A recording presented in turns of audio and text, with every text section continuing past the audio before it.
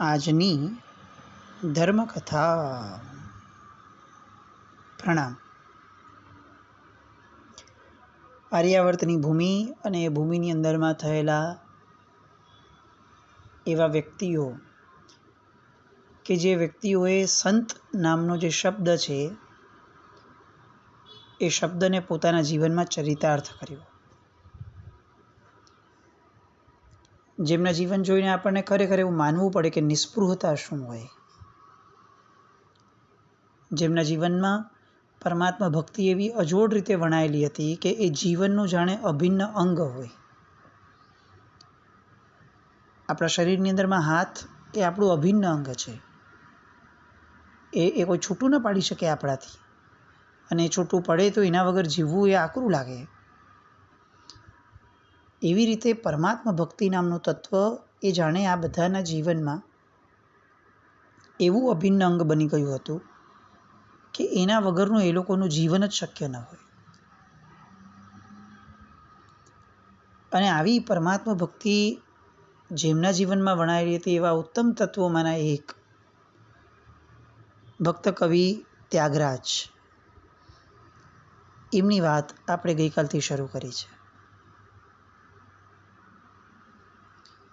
એક સરસ મજાની પંક્તિ કેટલાક વ્યક્તિઓ માટે, કેટલાક સંતો માટે આપણે ત્યાં સુભાષિત તરીકે ગવાય છે.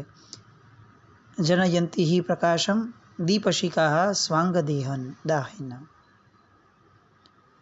જેમ દીપક પોતાના અંગને બાળે છે, પોતે બળી સળગી અને પ્રકાશ ઉત્પન્ન કરે છે, એવી રીતે કેટલાક વ્યક્તિઓ એવા છે કે જે પોતાની જાતને બાળીને પણ જગતને અજવાળે છે. આ ત્યાગરાજજી, આપણે ગઈકાલ સુધી એવું જોયું કે એમના બીજા લગ્ન થયા. એમની પ્રથમ જે પત્ની હતી પાર્વતી દેવી, એની નાની બેન સાથે. એવું ઉત્તમ તત્વ એમને મળ્યું કે એમણે ક્યારેય પણ આ ત્યાગરાજજીને કમાવવા માટેનો આગ્રહ ન કર્યો.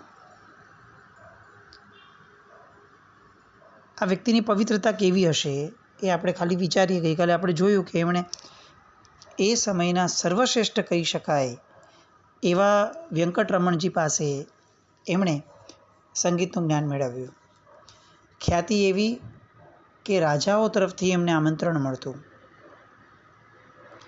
પણ અંદરની પવિત્રતા એવી કે ધન માટે પોતાની વિદ્યા વેચવાનું એ એમને અશક્ય લાગે.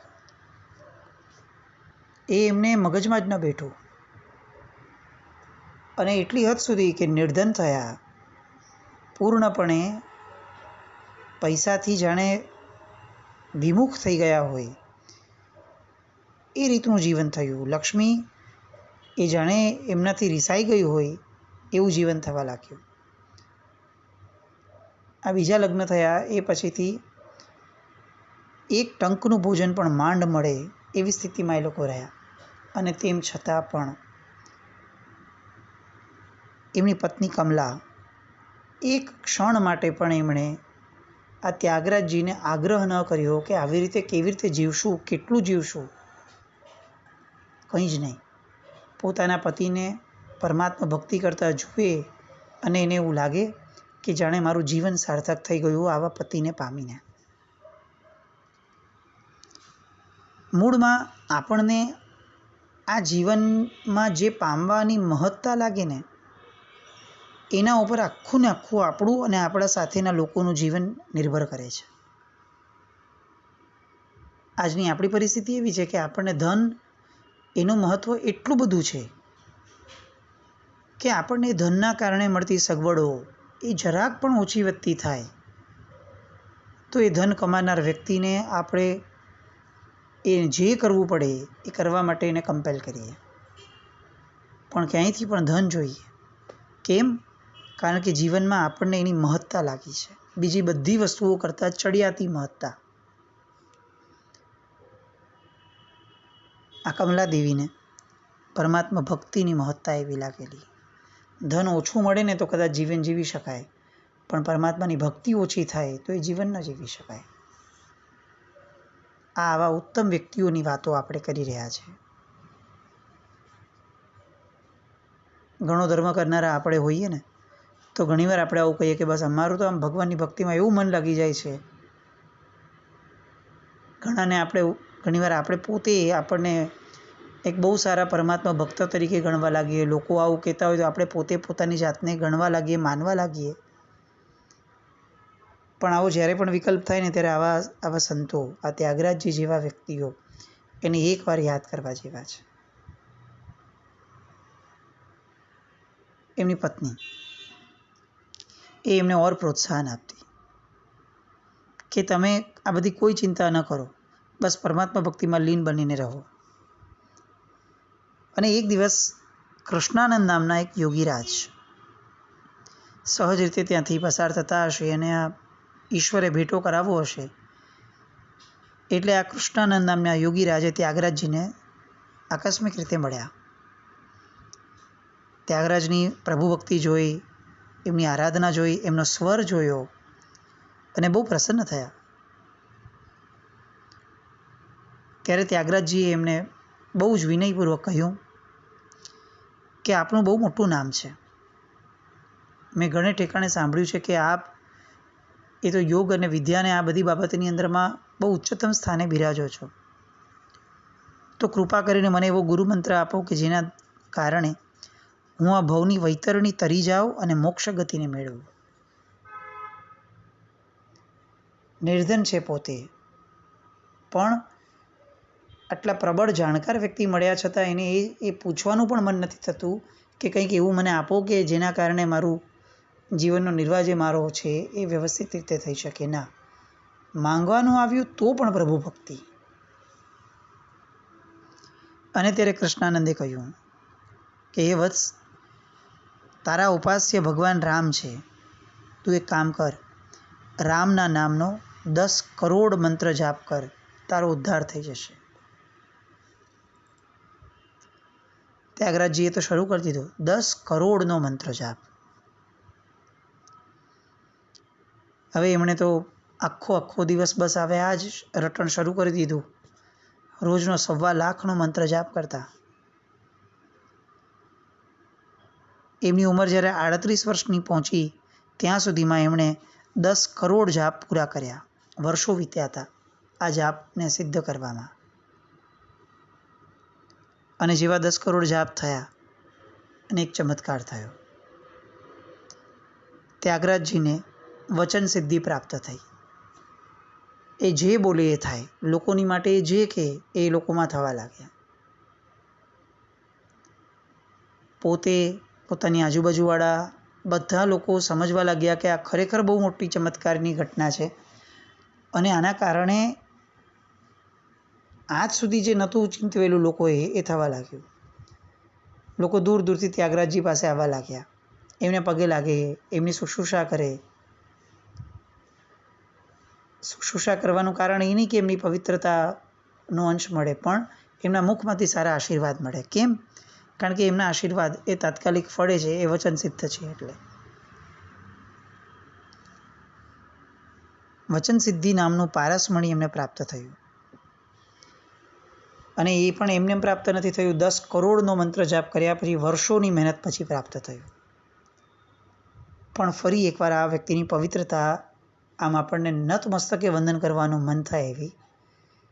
જેમ સંગીતની વિશારદતા પ્રાપ્ત થઈ અને એમને ભય લાગ્યો કે આ સંગીતના કારણે, આ વિદ્યા વેચવાના કારણે મારી પવિત્રતા હણાશે. એટલે એમણે સંગીત પરમાત્મા સિવાયની કોઈ જગ્યાએ વાપરવાનો ત્યાગ લઈ લીધો. હવે એમને વચન સિદ્ધિ પ્રાપ્ત થઈ. અને આ વ્યક્તિની પવિત્રતા જુઓ. એ વ્યક્તિના મનમાં સિદ્ધિ પ્રાપ્ત થયા પછી ભય પેઠો. શેનો ભય પેઠો? કે આ વચન સિદ્ધિના કારણે જેમ હું કોઈનું સારું બોલું અને એનું સારું થઈ જાય, તો એવી જ રીતે અગર મારા મુખમાંથી કેટલાક નબળા શબ્દો નીકળ્યા તો સામાનું ખરાબ પણ થઈ જશે. તો આ તો કેટલું મોટું ભય સ્થાન છે. આપણે કલ્પના ન કરી શકીએ.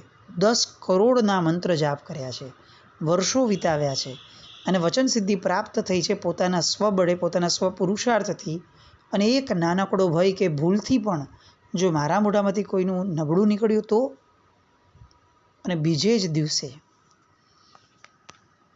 એ ભગવાન પાસે ગયા. અને જે ત્યાગરાજ રામ એમની મૂર્તિ સામે બેસી અને એમણે આટલા વર્ષોની સાધના કરી છે, એમની સામે ઊભા રહ્યા અને એમણે કહ્યું કે હે રઘુકુલ ભૂષણ, તમારા દ્વારા તમારી કૃપાથી મને જે વચન સિદ્ધિ મળી છે એ આજે મેં આપના ચરણે અર્પણ કરી.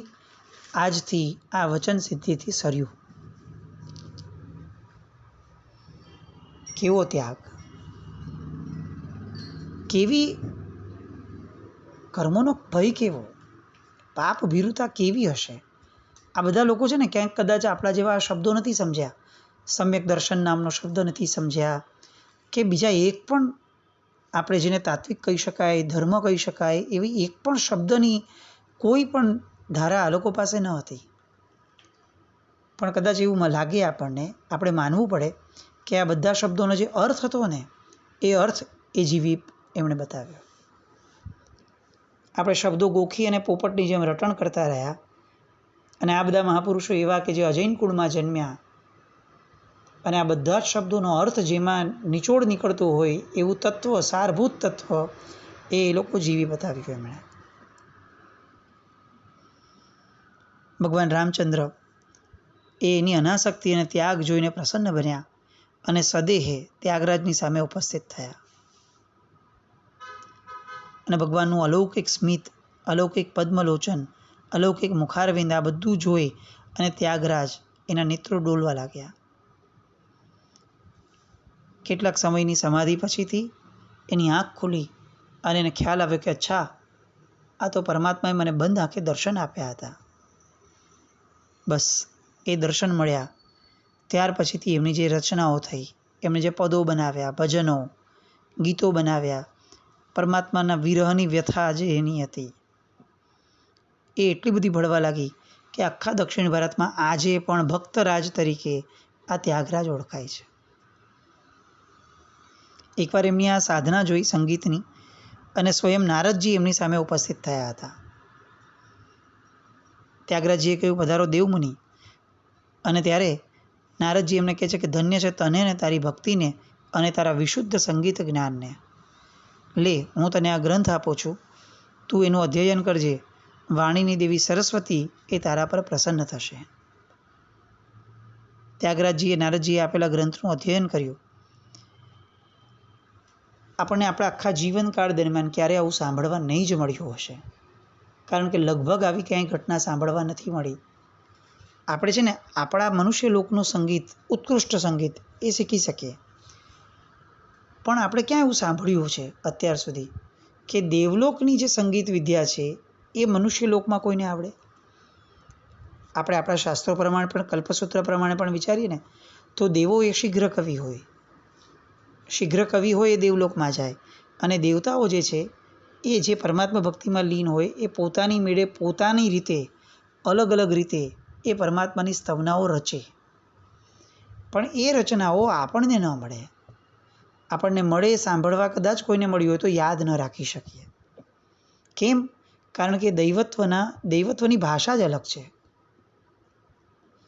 એ ભાષા મનુષ્ય યાદ ન રાખી શકે.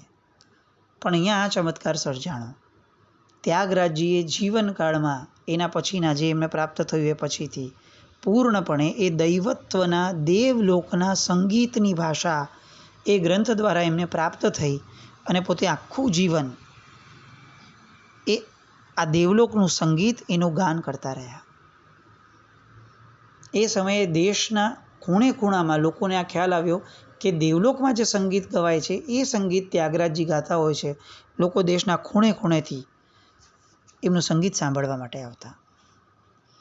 અને ત્યારે દક્ષિણમાં જેમનું રાજ્ય ચાલતું હતું એવા રાજાઓએ એમને કહેણ મોકલ્યું અને કીધું કે તમે અમારે ત્યાં ગાવા માટે આવો. અને ત્યારે સંગીતની, ધર્મની, અધ્યાત્મની, પવિત્રતાની, ભક્તિની ખુમારી કેવી હોય એ આ ત્યાગરાજજીના શબ્દોમાંથી જાણે નીતરતી હતી. અને એમણે એમ કહ્યું કે મારું સંગીત એ મારા ભગવાન રામ માટે છે, કોઈ દેહધારી મનુષ્ય માટે નથી. મારું સંગીત અગર તમારે વિનામૂલ્યે સાંભળવું હોય તો આવજો અને ભગવાન રામના મંદિરે આવીને સાંભળજો, પણ મારા સંગીતનું મૂલ્ય ચૂકવવું હોય તો એ આ ભાવમાં શક્ય નથી. એકવાર ત્યાગરાજજી ભગવાન તિરુપતિના દર્શને ગયા હતા. એ સમયે ભગવાન વેંકટેશ એમની પ્રતિમાની આગળ એક પડદો પડ્યો હતો. આમણે કહ્યું કે મારે ભગવાનના દર્શન કરવા છે. અને ત્યારે પહેલાં પૂજારીએ કીધું કે આ દર્શનનો સમય નથી, હમણાં જાઓ. પણ એ ભક્ત કેવો કે જે ભગવાનના દર્શન વિના ન જાય. એટલે એમણે પૂજારીની સામે મસ્તક નમાવ્યું અને પછી ભગવાનની પ્રતિમા સામે બેસી ગયા. પોતાના કંઠનું જે માધુર્ય હતું એ ઠાલવી અને પ્રભુનું પદ ગાવા લાગ્યા. શીઘ્ર કવિ હતા એટલે તાત્કાલિક એ જ ક્ષણે નવી નવી રચનાઓ કરીને ગાવા લાગ્યા. પૂજારી જોતો રહ્યો અને જાણે ભગવાને પોતે પોતાનો પડદો ખસાવ્યો અને પડદો આપમેળે ખસ્યો. ત્યાગરાજે ભગવાન વેંકટેશના ચરણે મસ્તક નમાવ્યો.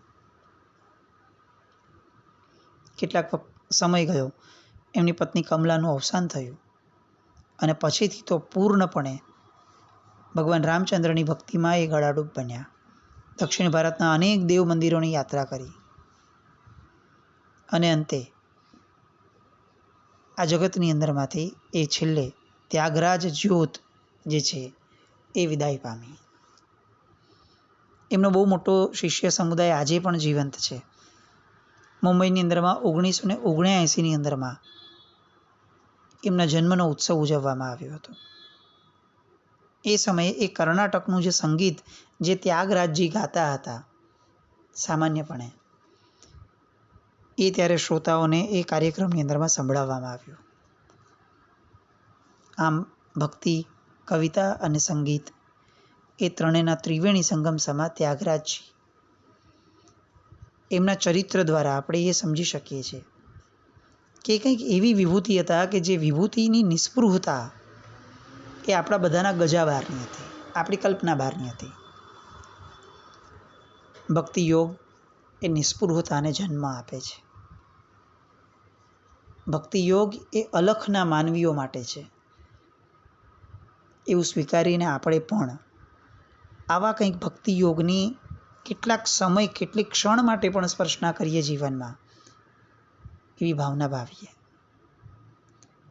અને આવા જ ભક્તિ યોગના સમ્રાટ કહી શકાય એવા એક બીજા સંતના સાનિધ્યની અંદરમાં જઈએ.